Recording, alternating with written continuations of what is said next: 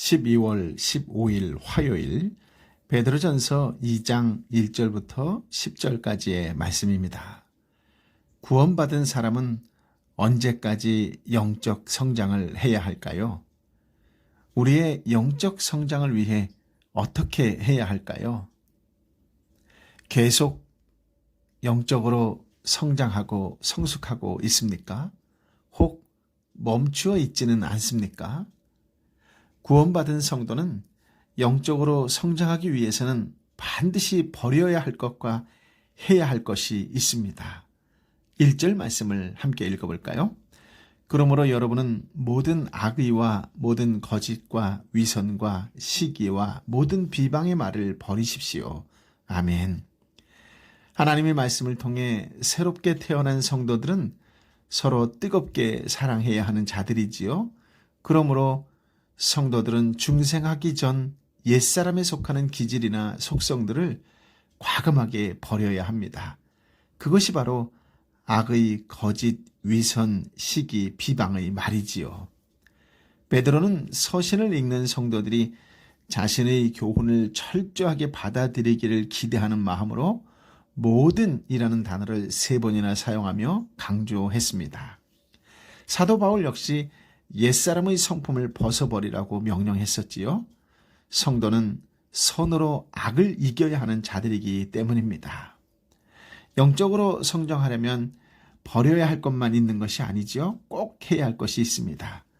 그것은 바로 적극적으로 말씀을 사모해야 한다는 것입니다.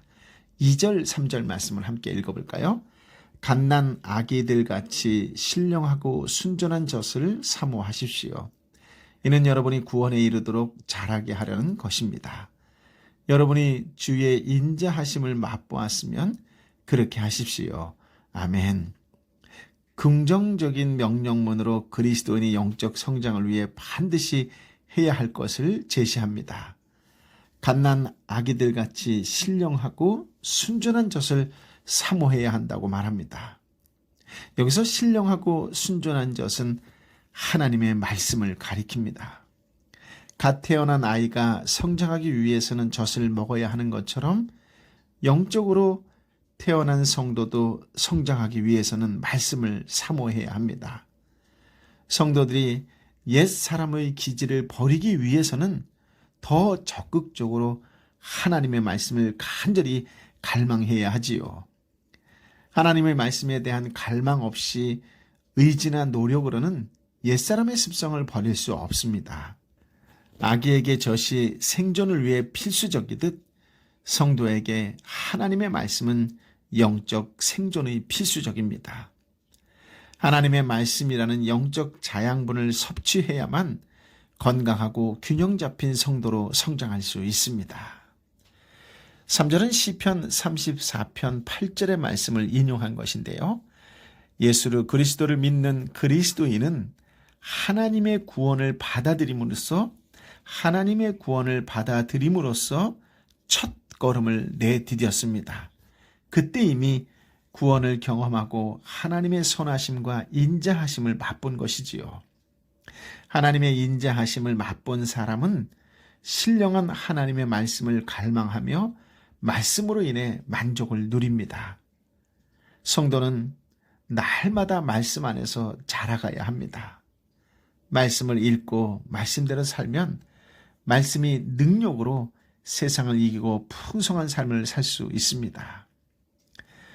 영적 성장을 위해 필요한 2가지 영양소인 형제의 사랑과 말씀에 대한 사모함을 통해 날마다 성장하고 성숙되어져 가는 성도가 되시기를 예수님의 이름으로 축복합니다. 더불어 영적 지도자의 위치에 있다면 섬기고 있는 영혼들을 부모의 마음으로 애정을 가지고 돌보아야 할 것입니다.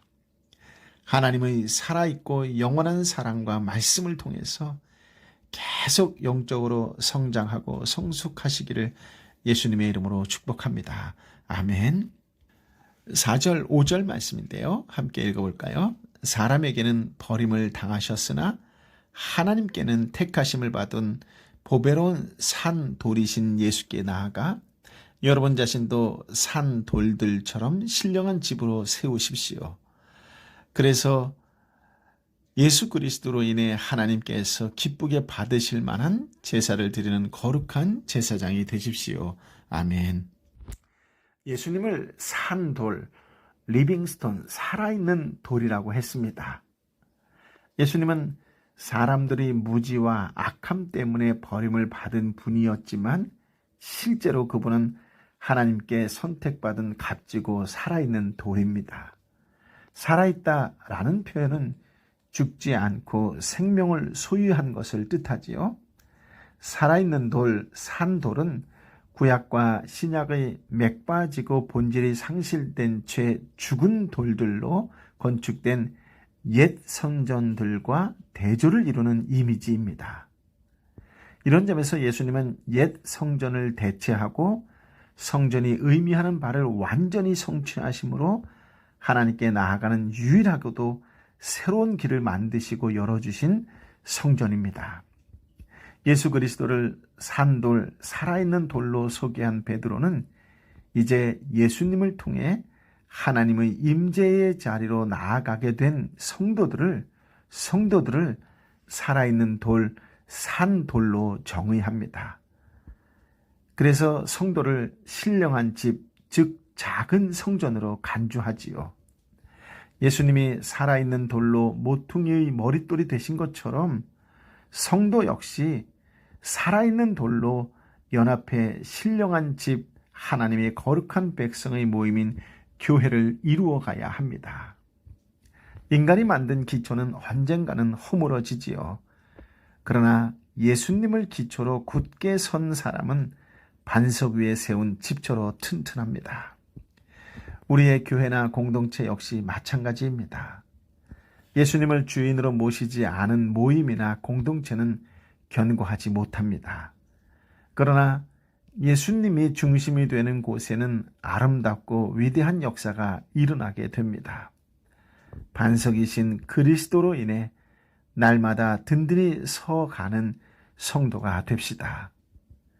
새롭게 얻은 직분에 합당하게 일상의 삶을 통해 신령한 제사를 날마다 하나님께 올려드리는 그런 구별된 삶을 살아가시기를 예수님의 이름으로 축복합니다.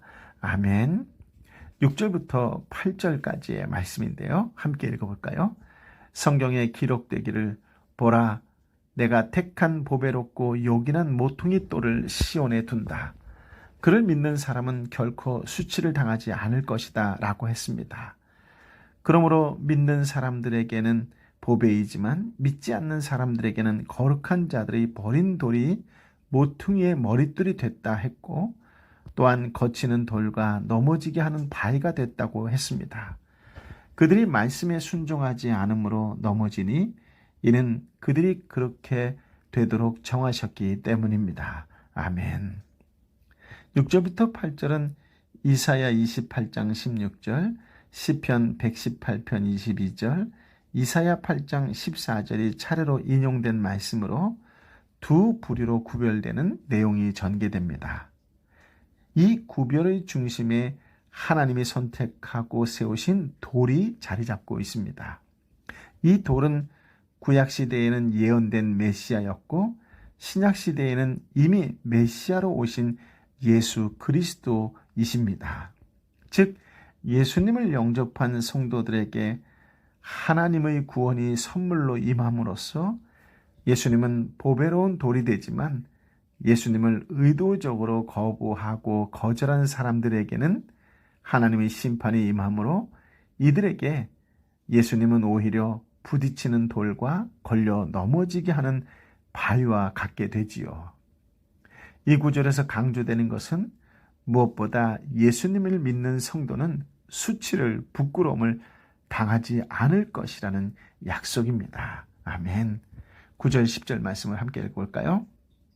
그러나 여러분은 택하신 족속이요 왕같은 제사장이요 거룩한 나라요 그분의 소유된 백성이니 이는 여러분을 어둠에서 불러내어 그분의 놀라운 빛으로 들어가게 하신 분의 덕을 선포하게 하시기 위한 것입니다. 여러분이 전에는 백성이 아니었으나 이제는 하나님의 백성이며 전에는 자비를 얻지 못했으나 이제는 자비를 얻은 사람들입니다. 아멘. 예수 그리스도를 믿는 자들은 새로운 정체성을 가진 자들입니다.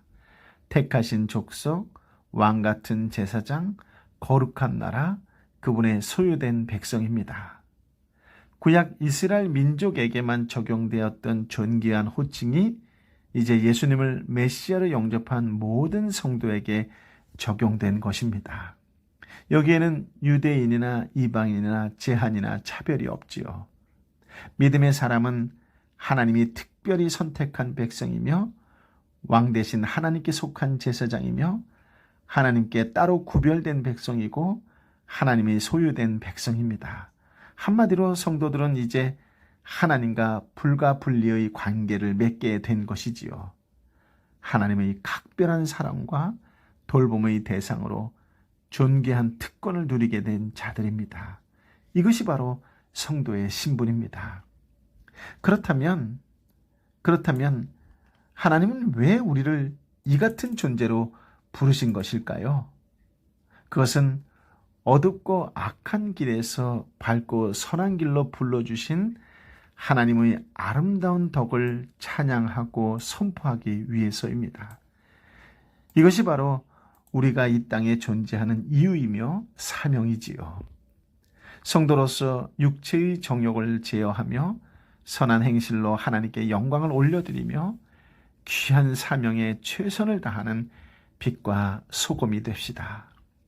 신앙을 극히 개인적인 것으로 생각하는 사람들이 많은 시대입니다. 하나님은 우리의 신앙이 겉으로 드러나기를 원하신다는 것을 꼭 기억하시기를 바랍니다. 믿지 않는 자들과 구별됨으로 하나님께 영광 돌리기를 원하십니다. 하나님이 주신 신분에 맞는 삶을 살아가는 믿음의 성도가 되심으로 말미암아 하나님께는 기쁨이요 이웃에게는 미소가 되는 그런 축복과 은혜와 구원의 통로의 삶으로 살아가시기를 예수님의 이름으로 축복합니다. 아멘. 아버지 하나님, 참으로 귀하고 위대하고 아름다운 말씀, 위로와 힘이 되는 생명의 말씀을 허락하여 주시니 감사합니다. 하나님께서 선택한 아들이요 딸이요 하나님께 속한 제사장이요 구별된 백성이요 하나님의 소유된 백성이라고 하는 정말로 상상할 수 없는 위대한 신분을 허락하여 주신 것을 다시 한번 감사와 찬양하며 하나님께 영광 올려드리기를 원합니다.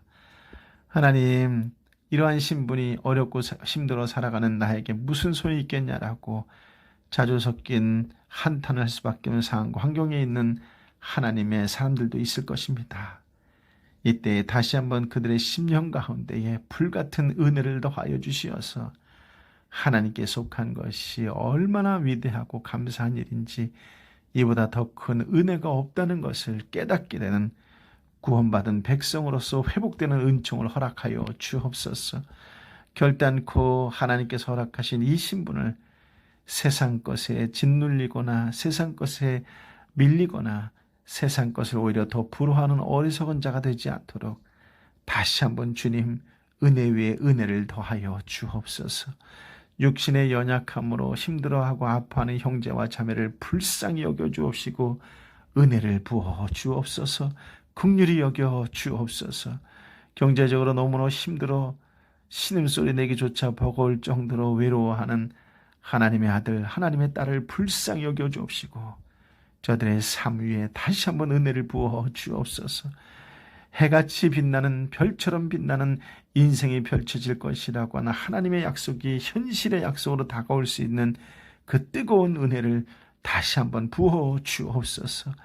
오직 예수 그리스도를 부르짖으며 더 아프고 힘들고 지쳐있는 영혼을 위하여 한 걸음 나아가는 그런 거룩한 주의 백성들의 발걸음이 되도록 성령이여 임하여 주옵소서. 성령이여 구별된 자로 살아가는 것이 결단코 외로움이 아니라 즐거움이고 기쁨이고 찬양이고 영광이 되게 하여 주옵소서. 성령이여 임하여 주옵소서. 이제는 길이여 진리여 생명 되신 우리 주님 예수 그리스도의 은혜와 아버지 하나님의 크신 사랑과 성령 하나님의 위로 역사 교통 충만하심이 주신 말씀을 마음에 품고 세상 속에 어느 곳에 가든지 간에 성령의 사람으로 말 한마디에 생기와 생명을 불어넣어주는 그런 아버지 하나님의 사람으로 살아가기를 결단하고 결심하며 그렇게 살아가기를 또 기도하는 하나님의 사람들 한 사람 한 사람 머리 위에 저들이 뜨거운 심령으로 때로는 눈물로 함께 기도하는 삼토와 일토와 공동체와 내 사랑하는 열방의 선교사님과 선교지 위에 함께하여 주옵기를 간절히 축원하옵나이다. 아멘.